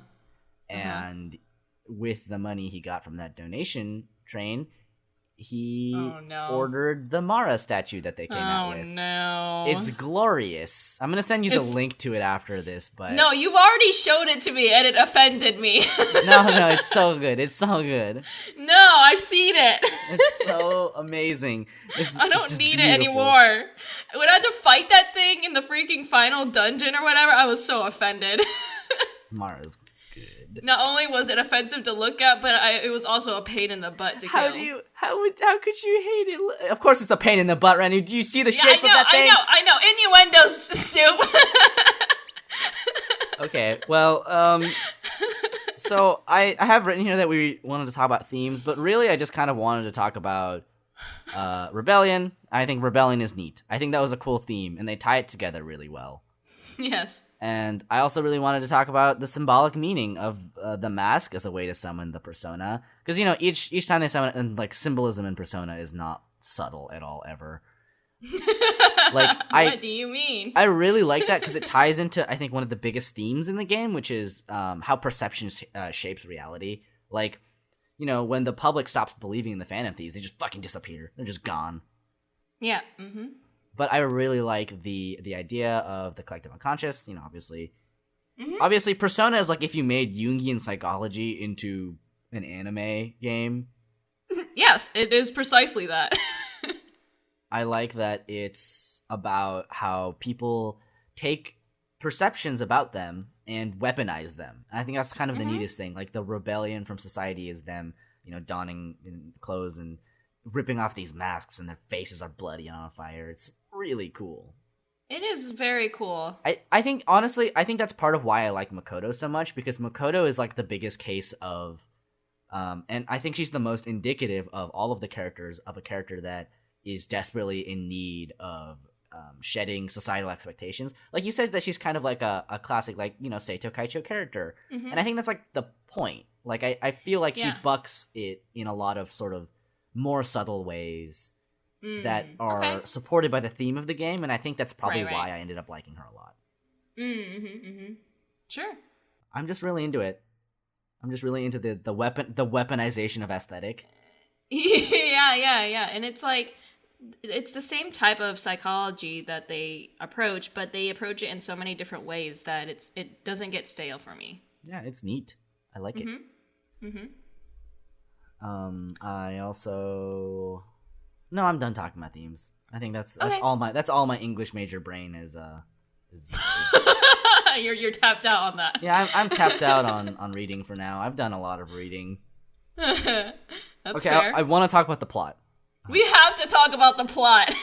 So, I think we can both agree that it lags at the end a lot. I think they stumble at the end. They kind of get lost. Yeah. It doesn't. I wouldn't say it lags. I think they chuck themselves through too many hurdles and then they trip up a lot. I mean, the reason I say that it lags is it seems to drag on for no reason, and then it is kind of confused. There's a council of people that are like, yes, we will inflict the world with something evil, and then they never come up again. You have no idea where they went. Oh, you're right. They never did address that again. We have no idea what happens to them. They bring down the, reality apocalypse, and Shido's dungeon is just one giant blue ball, because it's you're like, oh, everyone's depressed, and what do we do? The guy's the fucking prime minister. Then everybody, psychs themselves up. They're like, yes, we can do this. We can win. We can rebel against society at the top level. And then you go into this dungeon all hyped up, and then it's just a big puzzle. It's a yacht. His dungeon was a boat. You expect there to be some, cool, high-octane boss fights, after they hype you up so much, and then it's just His boss fight sucked. And then it sucked because it was just a big puzzle, and then at the end of it, you fight Shido, but without a shirt on, and he goes, "Nanomachine, son." Yeah, I thought that they were gonna go all like Final Fantasy, like this isn't my final form type of thing, and then it was, and then I was like, oh. He only had like 2 of them. What kind of JRPG boss are you? Yeah, he only had 2, exactly. And then the second one wasn't even much more impressive than the first. I mean, yeah, it had more Persona-esque things. Yeah. But then, you know, I liked the fact that he wasn't the actual final boss. I like the way that they went with it, and again, Persona is not very subtle about its symbolism.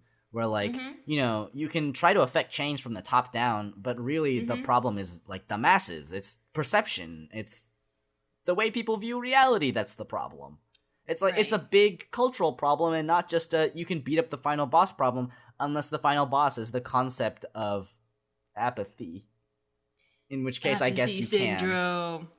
In that case, I guess you can just, you know, summon Satan and kill the God of Order or something. I don't know, you kind of Amino Sagiri him, and then, like, that's it. Although, I kind of did, like, the final set piece and the final ending scene. Also, Shido's fight has the hypest boss song in the game. The music was the best, that's why I was so disappointed with the actual fight!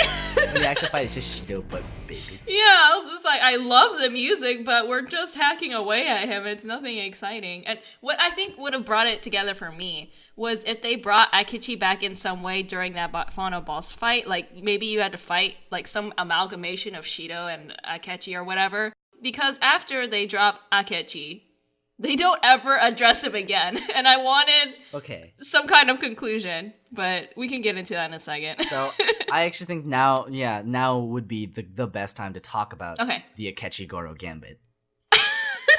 AKA Please. The worst character and the worst character arc in the entire, I'm gonna say, series. It was so bad. Every time Akechi came up, I hated him. And I remember very distinctly you messaging me about Akechi. Yes. I was like, oh, you're just like, oh, you know, he's not that bad. And I'm just like, oh, just you wait. Yes, I remember that. Oh, just you wait. And then message me when it happens. I remember you having strong feelings about it. I was just like, It's like, wow, yeah. I remember because you were like, wow, you have really strong feelings about Akechi. I don't think he's that bad. And I was just like, just tell me when you get to it. Yeah. And then I got to November. Oh my god, I was so furious. I remember messaging you that night. And I was like, what the frick? Do you know what the funniest part about that is, though? When you were messaging me, I was driving. Oh. And so, basically, I was driving San Jose, and there was a hilarious moment where my phone buzzes, and I'm like, you know, my friend is sitting shotgun. I'm just like, hey, can you check my phone? And it's like, it's from someone named Renu K, and they say, in all caps, you were right!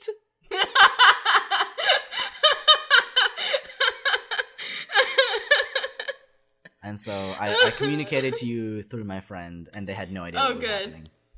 Yeah. I had no idea. Yeah, man. Oh my god. I think so, like, to dismantle this, like, to sort of unpack this whole ordeal. Yes. I think we have to start with the idea that Akechi Goro is not an interesting character. They tried to be all cheeky with it because he's supposed to be, you know, like a parody, like his whole name, right? Akechi Goro, you know, being Akechi Kogoro from, whatever. Anyway. Like, I too have read a Japanese literature. I am also like a parody of detective novels and such, like that Naoto Shirogane character. This isn't recycled at all. Yeah, I think the first misstep was they were trying to be cheeky with the reference to Naoto, but then you're like, yeah, but Akechi is like 8 times worse than Naoto, and Naoto was the last character that came around in Persona 4. Yeah, but I mean, Akechi joined pretty late as well. Yeah, and that was a detriment to an even a detriment to a character that was already bad. I was so upset because in battle, I actually really liked him. Like, in terms of, like, his abilities. He was a very strong character, and I was like, man, he's got the revives, he's got the light and dark, just like Naoto, but none of my other characters have this. It's like, this is great. And then, of course, he doesn't end up... Oh, you got Aerith. I got Aerith. Okay, so We need to actually express our thoughts right now instead of groaning. listen, groans are half my thoughts anyway. It's fine. Do you know how many ums I have to edit out of this goddamn podcast? Akechigoro, second misstep Yes. in the Akechigoro gambit is the fact that Akechigoro is not an interesting character, and he's not a pleasant character either. Nobody likes him. You know, they present him as kind of an antagonist character. You know, not mean, but antagonistic, certainly. And he's just like, yes. And every time he talks to you in a really shitty, condescending way. And every time you see him, it's like, yes, it's the pleasant boy. Except you're like, this man is not pleasant at all. I wish to deck this boy in the face. I liked some of the conflicts that they touched upon in his character in terms of, like, he's obviously working for the police, but the police aren't able to solve these things that the Phantom Thieves are, and so it approaches that whole, like, should I let these vigilantes do their vigilante thing, or should I bring them to justice? Like, I think if they explored that a bit more, it would have been nice, but... Anyway, continue, please. So here's what I think the problem is. So here's the thing about Akechi is that he's an attempt at moral ambiguity in a game that's quite straightforward about its morality. To me, it didn't even feel like moral ambiguity. It felt like, oh, he's playing himself as a good guy, and then he went full-on bad guy once the plot twist was revealed. Basically, he was like Darth Vader, but with none of the badassness of Darth Vader and none of the redeeming qualities of Darth Vader. Exactly, really, like... the only similarity is that he had a lightsaber. Yeah, exactly. Because I love morally ambiguous characters because you feel that struggle of, like, is this the right thing? Is this not the right thing? And then for Akechi, it was just like, no, I'm just going to be a full-on bad guy and kill you. Like... There's not good foreshadowing, I'll say, because it's it's not foreshadowing, it's telegraphing, and you know he's a bad guy. You know he's gonna betray the fuck out of you from the second he joins your party. You're like, oh, you're gonna betray me. Yep. And you know it's like it, and you're not gonna understand what I mean when I say this, but it's the Raven Bronwyn problem. Okay. Where they take a character and they make them utterly irredeemable, and then they're like, but don't you feel bad for them because of their tragic backstory? I hate that. And I'm Dude, like, and actually, no. Because do you know who else had like a tragic backstory? Me, motherfucker. I pushed down a guy who's gonna sexually harass somebody, assault somebody, and I went to jail. But he said Akechi's like your foil. Like, that's why it's Akechi is the worst foil I think I've ever seen in anything. Ever. And the way that they dropped his backstory was the most clumsiest, dumbest thing I've ever seen in my life. It was just like, we're having coffee. It's a nice day. By the way, did you know that I was abandoned by my father and my mother is not around anymore? You know I'm an orphan? And that I'm in an ever Oedipal quest to, like, displace and please him at the same time. Isn't that fucked up? And you're like, whoa, dude, I just wanted some pancakes. Holy shit. Like, I was just serving you some coffee, dude. Like that's literally, we're not even exaggerating. Like, that's actually how that cutscene goes. If you want to see it, it's out there on the internet. Go watch it. But oh my god, it was so badly done. It was like shoehorned right in there so you could actually know something about him. So here's the thing that I mean when I say that all of the like, Persona 5 is not a morally ambiguous game, is I feel like the characters waffle a lot about, oh, is this the right thing? Are we doing the right thing? And it just turns out that every villain they encounter is so cartoonishly, mustache-twirlingly evil that, yeah, actually, it is the right thing to do. It turns out when you're faced with a handful of child abusers, maybe you should just mind wipe them. Who even cares if you reform them? Yeah, and I almost feel like maybe they backed away a bit from making more morally, ambiguous characters because it is a game that could be picked up by a younger audience, even though it technically probably shouldn't. I think that there are places for it, right? Yeah. I think Kamoshida should have been just like that. Like, he's just obviously a cartoonish villain, but I feel like they should have increased in complexity because Yes. you have, and I feel like they almost went there. They almost went Yeah. there because they have Madarame, Yeah. who is just like, I am a hack. Wouldn't you do this to survive? And you're like, no, who the fuck would abuse a bunch of children to survive? That's disgusting. Get out of here. Yeah. Mm-hmm. Obviously, like, Madarame is evil as hell. Mm-hmm. The banker you go to is just a Yakuza guy. Like, you're not, what? There's no moral ambiguity there. And, like, I feel like the only time they really ever approach it is with Haru's dad, because he became, like, an evil capitalist hell overlord and decided to marry Haru off to some scumbag. But, like, even then it's like, wow, a man from common means to, like, I don't give a shit. It's not morally ambiguous when you give that to me. Like, he's obviously a bad guy. I don't care how he got to be there. He's obviously doing bad things right now. He knows that he's doing bad things, and he's still doing them. And then he dies, so he can't even repent. Mm-hmm.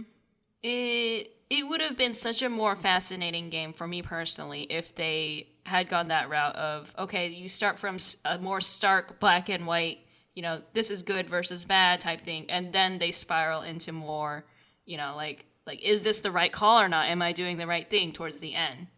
And then it would make more sense for you in the end to give up your Phantom Thief powers or whatever. Right. Right. I think on the other hand, though, I will say I did kind of like some of the metaverse interactions, and I like the fact that Futaba is a dungeon, right? Yeah. Mm-hmm.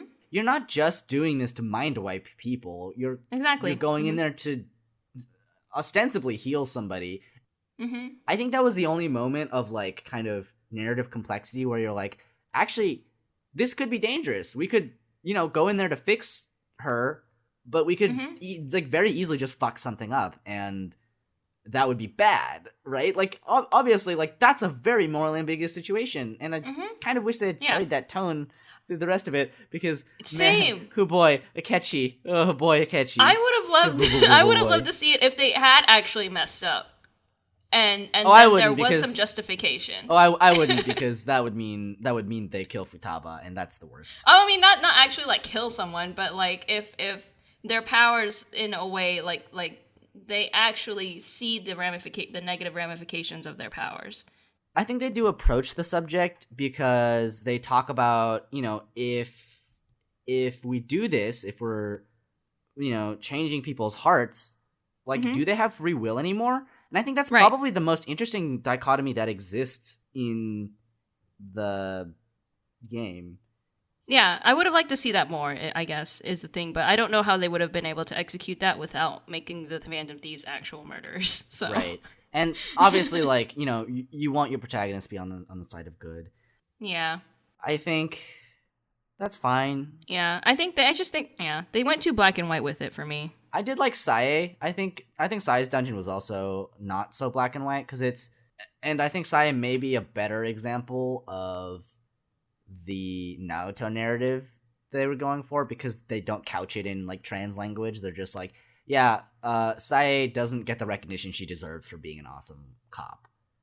Yeah, I liked her narrative in that respect. And I liked it because it meant that her sin ended up being pride. That's a very interesting take, right? It's like, you know, her sin is pride. Like, she went too far on that spectrum, but she needed that, you know, to get where she was and to make sure that Makoto was taken care of. And obviously, like, that relationship, I wish that we had explored it more. I agree with you, with what you said. Yep. Because that was one of the more interesting relationships in the game.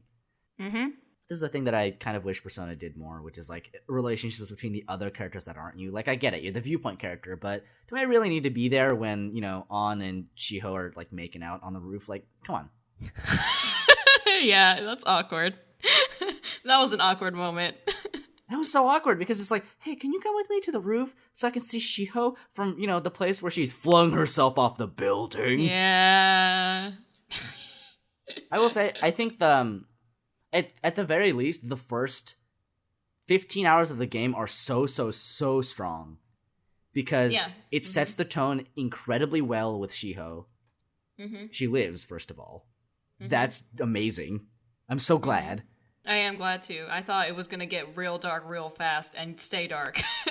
Obviously, they take a darker tone than Persona 4, but I feel like because of the nature of what this game is about, right? It's about oppression due to power dynamics due to age, to a large extent. It's like the young people, and this whole thing is framed in what's his face politician man's social link too. He's like, I'm fighting for the young people. Yeah. And I think that's so fascinating. That's like a big part of the game. And I think that they started incredibly strong with it. And arguably, it's darker than Persona 3 is because of that. Because Persona 3 may be about nihilism and death, but like, you can punch that. You can't punch your like abusers. That's not how it works. Yeah, it strikes a really great balance of showing your powerlessness and like emphasizing that throughout the game of like how society's rules are beating you down, making you feel helpless even though this is your life, and then giving you the power to change things. That's my recommendation. Punch death in the face. punch nihilism until it serves you and not the other way around. Yeah, I think there's a lot about Persona 5 that I love so much, which is like, it just makes it stand out more how badly they handled Akechi. I know, that's why I get upset about it. Everything about the end of the game seems rushed, which is odd because it lags. Like, that last scene before the final battle, or like before the final like sequence, where you're like, you have to go through the thing where you're in prison, and you have to go see all of your party members, and you talk to them each for like 5 minutes, and you're like, game, this would be like fine and cool if we got this over with in 5 minutes total, but this took half an hour. It's like Fire Emblem did this in 2 minutes. Step it up. Like, I want to be clear. I like sequences like that. I like the sort of tropey anime. We've got this, guys. We're beaten down. We're on our last knees. That's not the way that phrase goes, but I'm coining that now. We're on our last knees. We're on our last knees. But this is it. This is our counter assault. We will do this, right? And that's like, I love that because it warms my dead cold heart in all my youth places.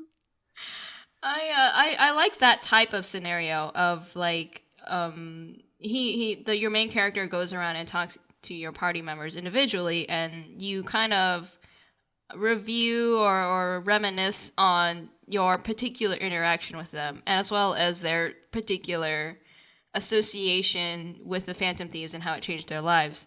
But I do agree, it was kind of a slow part. I think it could have been. I don't know how they would have been able to do it better, though. I think it could have been integrated better. Like, I think if along the way on the final battle, like every time you got into a fight, like something like that happened or something, just something to break up the 30 minutes of talking to each of your party. Because like the first time you're like, oh, that's sweet. And then the sixth time you're like, kill me. Just like end it. Maybe if they had done that anime tropey thing where you guys get like separated or something in a dungeon, and then you have to fight with you team up with that one person that you come across, and you fight against a monster or whatever, and then you keep going on. Given that they designed the dungeons in this one, I think that there's a much higher possibility for sequences like that to happen, because we already had something like that happen in one of them, the bank maybe, I don't know, where Morgana trips an alarm. Maybe it was Madarame's place, and you have to just like do it alone and free your teammates. I like sequences like that where it forces you to use other party members, because I obviously just get way too set in my ways easily. Yeah, I think there's actually like a boundary there where there are some people that love sequences like that, and there's some people that hate it because they do get like they got their main team and that's all they train for, and so all their other party members are underleveled. But it appeals to me because I level up all my babies. I liked all the characters overall. Yeah, I don't know how they could have done it, but I mean, I if I thought about it for more time than this podcast will allow me to have, then I could probably come up with some ways that it was better, that it could have been better, but that is neither here nor there. Yeah. I just, that was, I mean, I really liked Persona 5. I loved it so much. And if they had managed to tighten up the ending sequence, would have been really, really amazing. I mean, it was really amazing still. Because I still felt that like feeling at the end that you feel after every Persona game where you're like, oh, I'm going and my friends are staying behind and I'm so sad. What am I gonna do? I guess I'll replay the game. I guess I'll start a new game. I felt that to a lesser extent because I felt it more for Persona 4 than I did for Persona 5. I don't know what the difference was. I mean, I actually know what the difference was. Because this is something I've actually talked about. It's just that the team dynamic is different. Because in Persona 4, it's just, these are your friends. Yeah. Mm-hmm. These are your best friends, and you hang out in this big old group. And when you leave, it's really bittersweet. It's sad because you're leaving all your friends behind. And in Persona 5, like, you know, it ends with all of you together. But also the dynamic of the Phantom Thieves is much different than the sort of close-knit bonds of Persona 4. It's really interesting because Persona 4 is flattery characters with a stronger web of bonds, whereas Persona 5 is a lot of stronger individual characters with a weaker bond between them. I'd be really interested to see if they could combine both. Dude, that would be amazing. Well, speaking of, let's talk about hopes for Persona 6, which will definitely come out at some point, because if they don't, they're just throwing money away. And I mean, do you really think like Atlas is gonna take the chance to throw money away? Like, there's no way. There's no way. No, they're gonna find a way to step it up even more, and I'll be excited. They are swapping out the director. The director, Katsura Hashino, is letting go of the wheel of the series. He's been on board since Persona 3 10 years ago. Mm-hmm. So he started directing with Persona 3, which was like a big popularity boom for the series. And, you know, no wonder, because Persona 3 was amazing.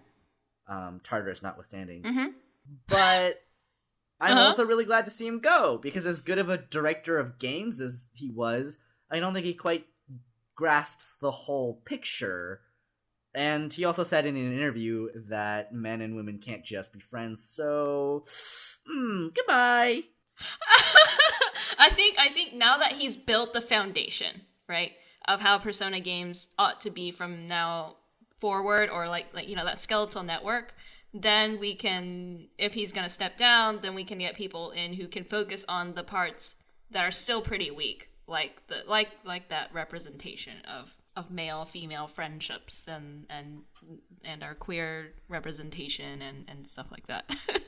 I think for sure Persona could receive more support in that, the whole character side, because it is a game about people, about characters and their development. Yeah, like that's my big thing. I think I just need Atlas to stop queerbaiting me. Just stop. It's like it's the year of our Lord 2018. It's okay. The year of our Lord. The year of our Lord Makoto Yuki. He died for our sins. He did die for our sins. And he became a statue. I just hope that there's no queer baiting. I just want to be able to touch a same-sex booty at some point. I also want a lady protagonist. It's time. Dude, yes, a lady protagonist! Give us a lady protagonist and make her gay as hell. I don't know if they'll ever actually do it fully. They might do the same thing where they give you an option between a guy and a girl. But, I hope if they do that, at least both of them are canon. Like, Atlas, step it up! Yeah, man. Because I know what they're doing, which is that they're trying to target their audience, whom they believe is their Persona audience, which they believe consists almost primarily of males, and males wanting to date ladies.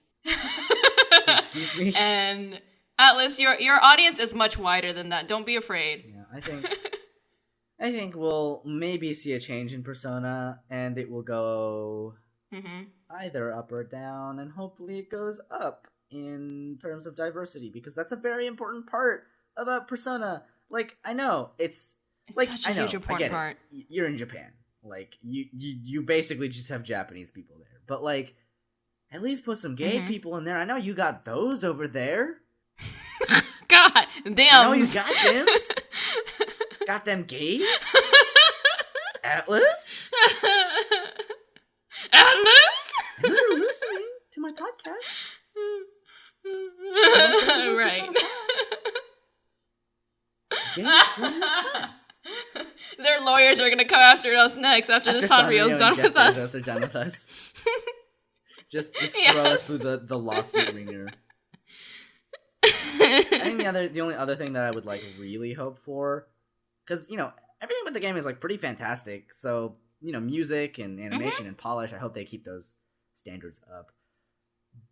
Yeah. I don't think they can get any busier with the menus, but I hope they stay at least as fitting of the aesthetic and as stylish. for sure. Maybe not in the same way, but definitely in some way. Just like thematically as great as this one was. Like it was on point with theme, but also really interesting to look at. Sloppy story near the end aside, when it comes to its theme, it's very tight about it. So that really works to its favor. Yeah. The only other thing that I would really want is something I mentioned earlier, which is I really want more interactions between characters that aren't me. Absolutely. Like, it fleshes out your cast more, it fleshes out all your characters more, it makes them feel more like people when they aren't only talking with you and interacting with each other in front of you, which is, it's in a way, it's hard to do because you are the viewpoint character, like you said, and so it's hard for the audience to actually see these other interactions going on. But they do that anyway. They have flashes of like you going to a completely different place that the main character has nothing about, knows nothing about, and then like it'll be like two evil guys talking with each other about their plan. And if you can do that with evil characters, you should be able to do it with your main characters or your side characters. You know what? Maybe Akechi would have been more interesting if he had like a more legitimate connection to anybody else in your party. If he wasn't just a big old fuck boy that followed you around and was like, hey, tell me about those phantom thieves. Hey, do you think they're doing the right thing? Do you think that you're morally righteous? You're just like, He was very thirsty for your friendship in the beginning too, and I was like, come on, man. Like, it's so, we know it's so your obvious game. that they want him to be a foil, but they do it in not just the worst way possible. Yeah, they do it in the worst way. Like, do you think you're in the right? And it's like, yes, because the people that I'm, mind dungeoning are literal scum of the earth. Like, what are you talking about, Akechi? Yeah, I think that's why I wanted him to be introduced earlier in the game, because I think it would have been more interesting for him to have had some kind of tighter association with at least the main character, if not the whole party. I think they tried, but they didn't really succeed. And this is something that I totally forgot to mention when we were talking about like plot. But I actually really, really, really love the framing device that they use to start the game of you're in the interrogation room. I think that's really cool. Yeah, I like that whole that part of the plot twist where the game catches up to that point in time. I really liked. I just didn't. I didn't like what came after, right? Where they were like, don't you remember what happened? And he's like, no. And you're like, the way that they use the frame of the unreliable narrator is so cool. And I didn't expect them to use it in a game, much less like one that was like this big budget. I don't know. I also kind of wish that you could date Sae, but that's just me. Oh my god, you want to date all the powerful ladies to step on your face with their heels. And long silver hair, and she can step on me. She got her goth rainbow hat. Not a rainbow hat, but it's like her weird casino in her goth hat and her amazing. She looked like she needed to be at a funeral. That's what she was wearing. Her amazing kiss makeup. Looking like fucking her the kiss band makeup Kiss. at a funeral. She went to Kiss's funeral, that's what she wore. She went to Simmons' funeral. Everyone was required to wear makeup that made them look like raccoons. No, I liked Sae a lot. And there was like, thoughts that, maybe you can romance her. Then they were like, I guess not. Which is like, wait. You're not going to romance every lady in the game. That's like, what they okay, went. you can romance your literal teacher, but you can't romance Makoto's sister? Because you're romancing Makoto, and apparently they drew a line there. They were like, you could be with the sister, you can't be, you could be with her, but not with the sister. That's another thing that I really liked about Makoto's social link. It's just like, because like, just imagine it. You're sitting there and you're interrogating this boy, and he's telling you about like the Phantom Thieves and stuff. And then you're like, and then Makoto was there, and we started dating, and then we went to your bedroom, and then and you're just like, you did what? In the where? With the who? The hoops? Can you imagine? Like, I think that conceptually to me was so funny, because it's like the most literal definition of fuck the police. Yeah, Well, yep. One level of abstraction removed from fucking the police. That would be if you could date Sae. Yeah. No, you sleep with the police's little sister. Yikes. Oh, but it's so amazing. Like, what a dynamic. I kind of wish that Sae had said something about it. Like, if they had special dialogue for if you did that, it's like, you did what? Yeah, I loved it if they had that optional dialogue of if you maxed out Makoto's social link before that point. If they had included that tasty little morsel, like the Valentine's Day thing, if they just included something like that for that. So good. Yeah, I think. Plus, like, I don't know. If you were doing your scumbag run, you could be dating both of them at the same time.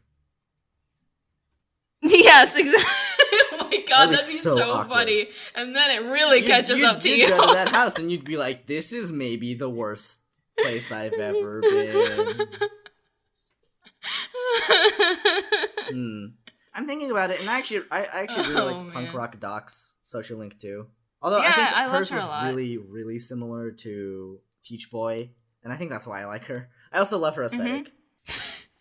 Her aesthetic is really great for a doctor.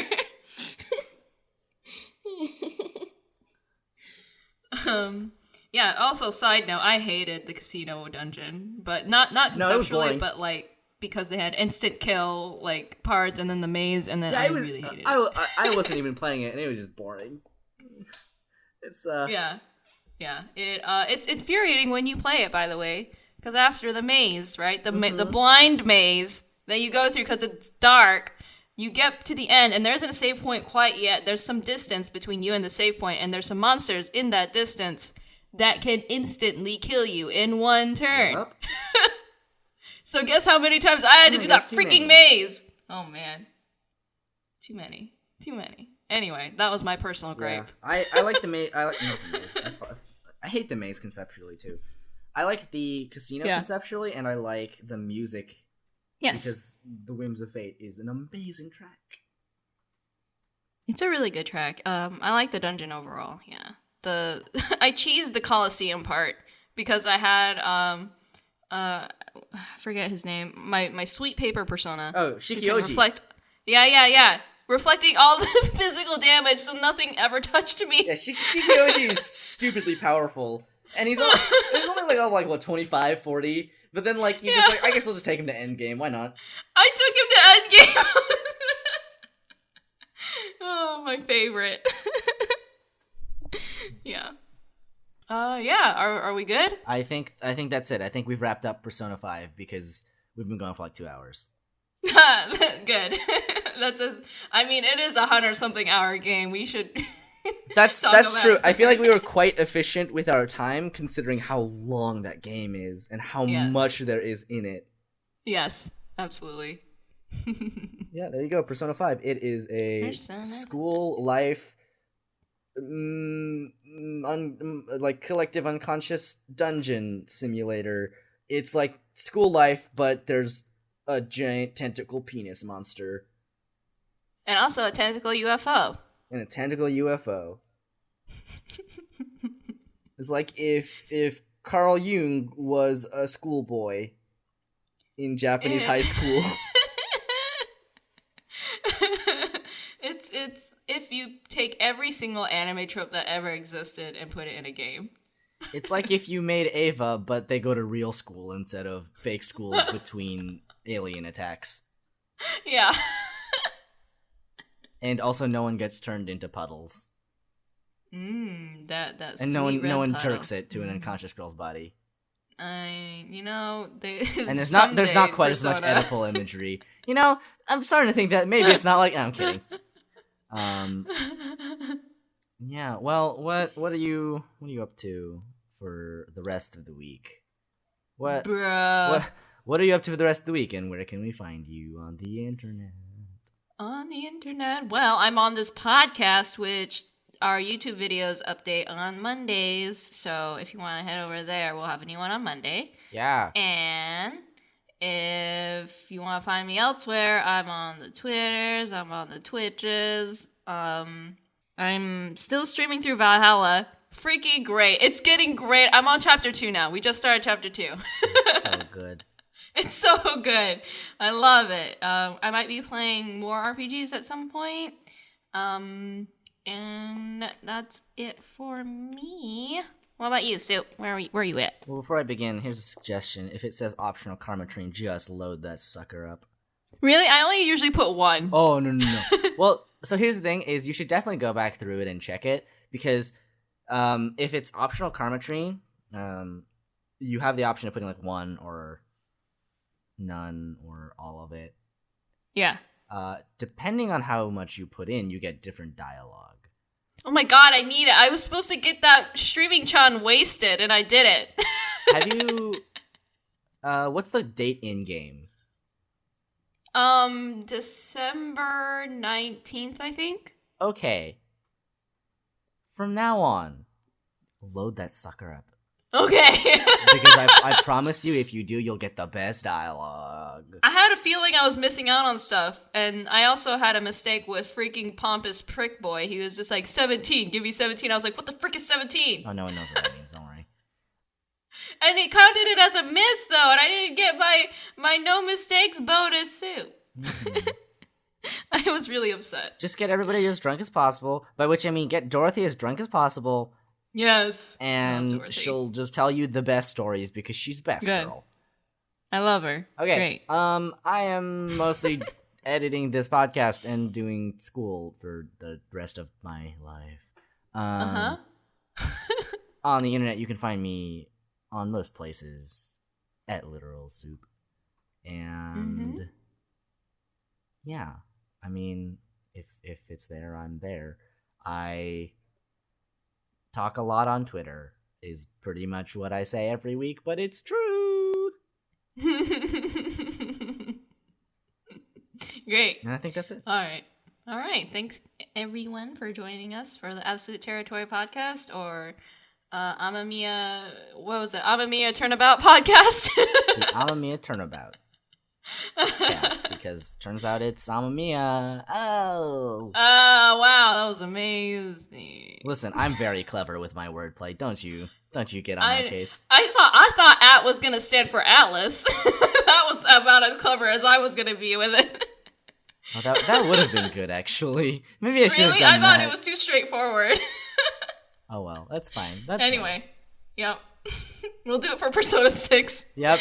In 10 years. Yeah, in exactly 12 years from now, when Persona 6 comes out, we'll do that, and we'll try to remember that Atlas. The A stands for Atlas, and hopefully in 12 years, we'll think of something to stand for T. Atlas Theory. Atlas Tribunal. Oh, okay. Atlas. I can't even say. I was gonna say funeral because tribunal sounds like funeral, but that starts with an F. No, not yet. Anyway. Anyway. Thanks for joining us. We'll see you next time. Akechigoro, eat your fucking heart out. Oh my god.